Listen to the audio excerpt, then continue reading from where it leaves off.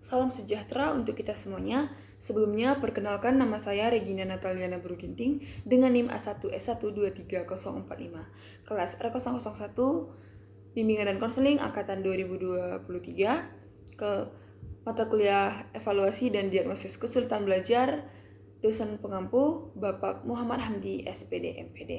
Baiklah, di sini saya akan memberikan sedikit penjelasan terkait hasil trajektori lapangan yang sudah saya lakukan, di mana anak yang saya wawancarai dan saya observasi adalah anak yang berinisial MS, di mana anak yang berinisial MS tersebut merupakan anak kedua dari 2 bersaudara dan anak tersebut berusia 7 tahun.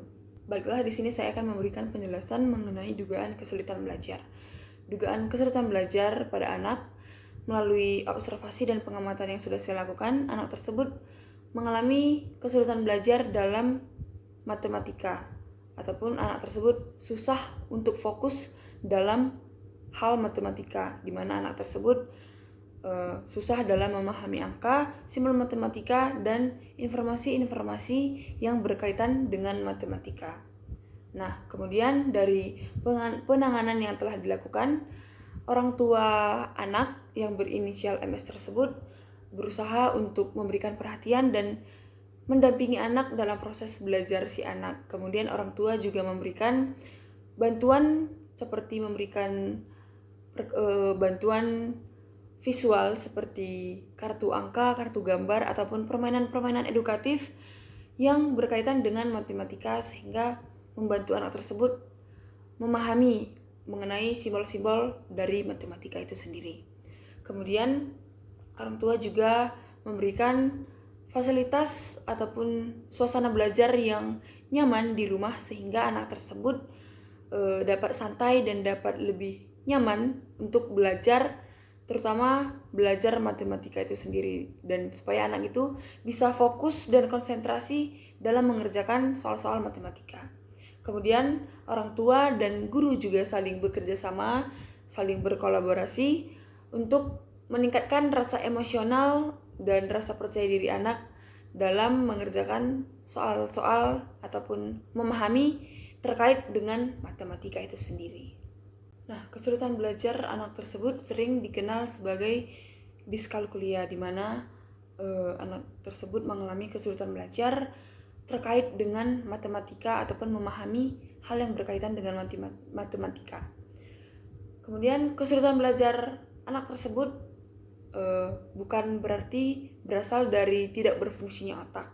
Namun anak tersebut sudah berusaha untuk mengerjakan tugas-tugas, mengerjakan latihan-latihan soal ataupun memahami tentang simbol-simbol dari matematika. Namun anak tersebut memang sangat susah untuk fokus dan susah untuk berkonsentrasi dalam memahami hal tersebut, sehingga anak tersebut susah untuk menyelesaikan hal-hal yang berkaitan dengan itu sendiri. Nah, gangguan belajar yang dialami pada anak terletak pada tingkat simbolisasi dan konseptual. Si anak yang mengalami gangguan belajar sering mengalami kesulitan dalam mengolah dan memahami simbol serta konsep. Kemudian si anak sulit memahami operasi dasar seperti pembagian, pengurangan, perkalian, dan penjumlahan. Anak tersebut juga tidak memiliki gangguan-gangguan dalam fungsi auditory, visual, dan psikomotorik. Jadi anak tersebut tidak memiliki gangguan-gangguan dalam penglihatan, dalam pendengaran, dan penginderaan yang lain. Kesulitan belajar yang dialami oleh anak tersebut lebih mengarah ataupun lebih bersifat ke nonverbal, karena kesulitan belajar yang dialami oleh anak tersebut berhubungan dengan kemampuan memahami dan mengolah informasi matematis yang melibatkan angka, simbol, dan pola visual. Nah, dari hasil pengamatan yang saya lakukan kepada anak tersebut, anak tidak memperlihatkan adanya keterlambatan dalam perkembangan kepribadian.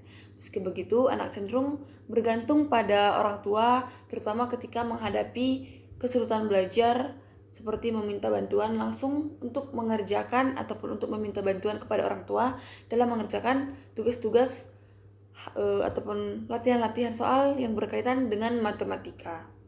Nah, hal tersebut disebabkan karena kurang percaya diri anak tersebut dalam mengerjakan dan mengolah informasi mengenai matematika itu sendiri. Dari tinjauan lingkungan anak, kesulitan belajar pada anak tersebut tidak disebabkan oleh pengaruh masyarakat seperti apakah anak tersebut sekolah secara tidak teratur atau apakah anak tersebut pernah pindah sekolah. Itu tidak, anak tersebut tidak mengalami pengaruh dari faktor tersebut. Kemudian kesulitan belajar pada anak tersebut tidak dipengaruhi oleh masalah kesehatan dan faktor-faktor lain.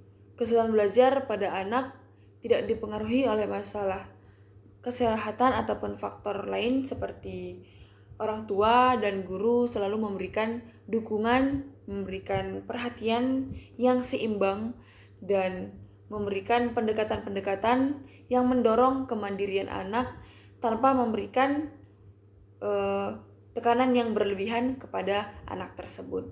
Selanjutnya, penilaian masalah dari kependidikan. Hasil belajar yang diperoleh oleh anak di sekolah tersebut memang menunjukkan adanya kesulitan khusus pada bidang matematika. Kemudian perbandingan hasil belajar anak dengan teman-temannya menunjukkan adanya perbedaan, terutama dari mata pelajaran matematika. Anak tersebut sudah berusaha keras dalam matematika, namun hasilnya selalu di bawah rata-rata kelas. Nah, dari segi fasilitas di sekolah, ruang belajar di rumah dan di sekolah itu sudah diatur sedemikian rupa untuk menciptakan kenyamanan dalam proses belajar si anak tersebut.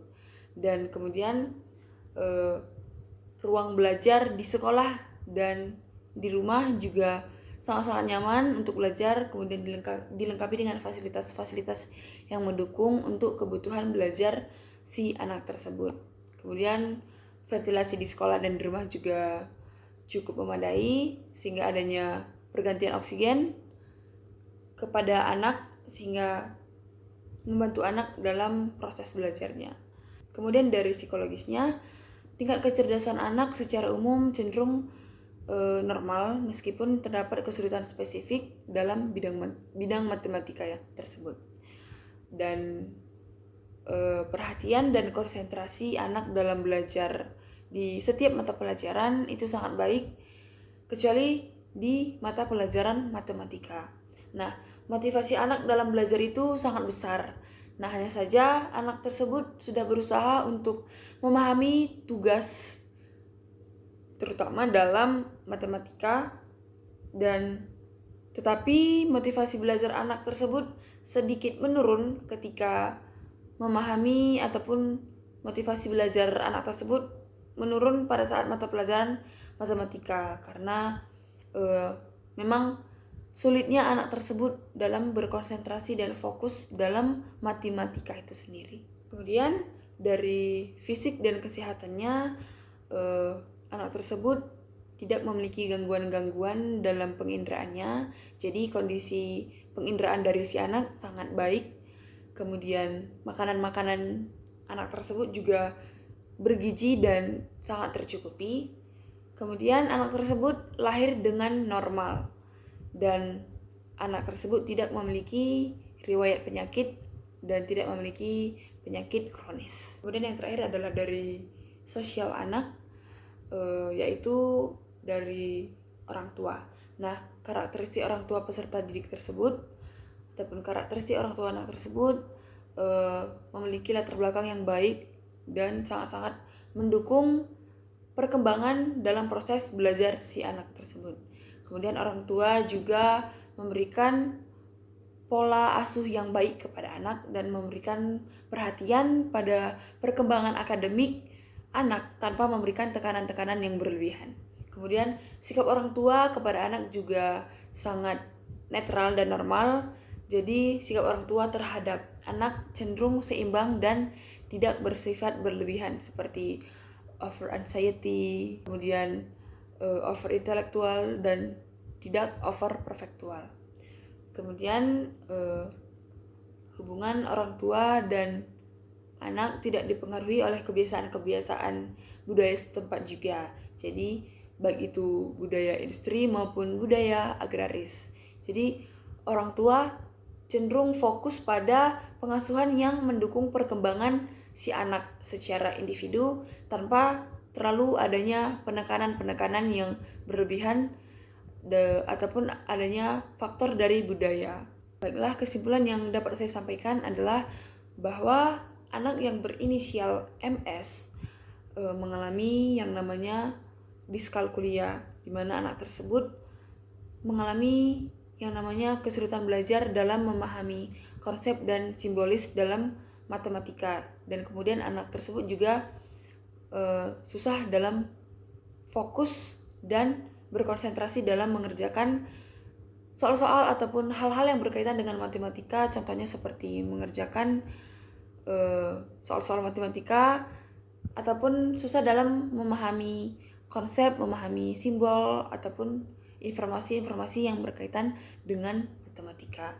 Nah, anak tersebut juga sudah berusaha untuk mengerjakan soal, udah berusaha untuk memahami konsep-konsep dasar simbolis dari matematika, namun memang anak tersebut susah untuk berkonsentrasi dan fokus, dan anak tersebut juga memiliki rasa kesal dan kurang percaya diri dalam mengerjakan soal-soal matematika tersebut, sehingga sangat diperlukan dukungan-dukungan dari orang tua, kemudian sangat diperlukan dukungan dari guru sehingga memiliki peningkatan kepada anak untuk memenuhi kebutuhan yang dibutuhkan anak tersebut. Jadi orang tua dan guru memberikan pemenuhan kebutuhan kepada anak dari sesuatu yang memang tidak terpenuhi dari si anak tersebut. Saran yang dapat saya sampaikan kepada orang tua, disarankan selalu mendukung anak, memberikan motivasi, memberikan afirmasi positif kepada anak, dan selalu mendampingi, memberikan perhatian kepada anak, terutama dalam proses akademik anak, terutama sesuatu hal yang tidak dimengerti oleh anak tersebut. Kemudian saran yang dapat saya sampaikan kepada guru non-BK, supaya guru non-BK selalu memberikan perhatian penuh juga kepada anak ataupun kepada peserta didik, dan selalu memberikan perhatian juga kepada anak ataupun peserta didik tersebut. Kemudian guru non-BK mengetahui metode ataupun gaya belajar apa yang memang dibutuhkan anak tersebut, sehingga adanya proses pemenuhan kebutuhan pada anak tersebut, sehingga anak tersebut tidak mengalami yang namanya kesulitan belajar yang serius. Kemudian guru non-BK juga dapat berkolaborasi dengan guru BK dan orang tua, sehingga dapat pemenuhan kebutuhan yang memang dibutuhkan anak tersebut, sehingga tidak terjadi kesulitan belajar yang memang dialami oleh peserta didik ataupun anak tersebut. Baiklah, sekian yang dapat saya sampaikan. Apabila ada sesuatu hal yang kurang dimengerti ataupun ada kesalahan kata dalam penyampaian yang saya katakan, saya mohon maaf. Atas perhatiannya saya ucapkan terima kasih.